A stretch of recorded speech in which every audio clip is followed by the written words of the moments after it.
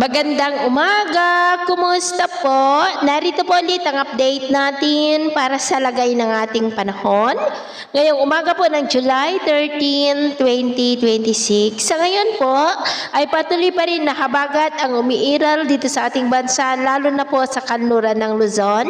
At nananatili pa rin na may dalawa na aktibo na LPA dito po sa may West Pacific. At pareho po na nasa labas pa ng ating area of responsibility. At kung titingnan naman po natin dito sa wind map forecast, posible na lalakas ang isang LPA pero hindi naman nakitaan na tatawid sa ating kalupaan, maliban po sa mahahatak nitong habagat na siya naman pong magpapaulan dito po sa ating bansa, lalo na po sa kanlurang bahagi. At ito naman ay pinapakita ng forecast model na ating ginagamit hanggang sa susunod na 2 linggo ay posible pa rin ang pamumuo ng mga sama ng panahon sa paligid ng ating bansa, pero wala pa naman pong nakikita na tatawid po sa ating kalupaan. At sa lagay ng ating panahon, ngayong madaling araw ay maayos naman ang panahon sa malaking bahagi ng bansa, pero may mga tsansa po ng mga isolated rain sa ilang bahagi ng Batanes, Mountain Province,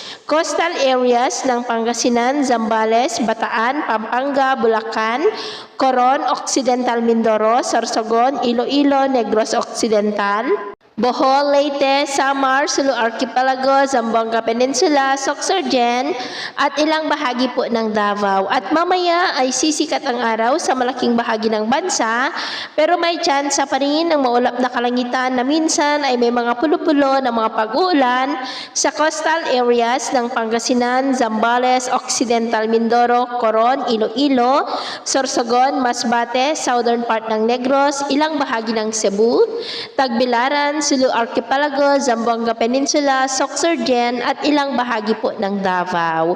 At mamayang hapon, may tsansa pa rin ng cloudy skies with isolated rains, lalo na po sa kanlurang bahagi ng bansa dulot po ng habagat, kaya mag-ingat pa rin tayo sa mga banta po ng mga pagbaha at pagguho ng lupa. At sa atin naman pong mga baybayin, dahil sa habagat ay iwasan na muna natin ang papalaot sa mga baybayin ng extreme Northern Luzon, kanlurang baybayin ng Ilocos Region at Central Luzon, hanggang dyan po sa may Lubang Island na ang mga alon ay posible po na aabot hanggang sa 1.5 to 3 meters height. Hanggat maaari ay iwasan na po muna natin ang papalaot dyan sa mga may kulay pula para po mas makaiwas sa mga sakunang pangkaragatan. So yun po ng latest update natin sa araw na ito. Ako po muli si James na nagsasabing sa kahit na pagsubok po na darating sa ating buhay, huwag na huwag po tayong mawawalan ng pag-asa. Thank you and God bless!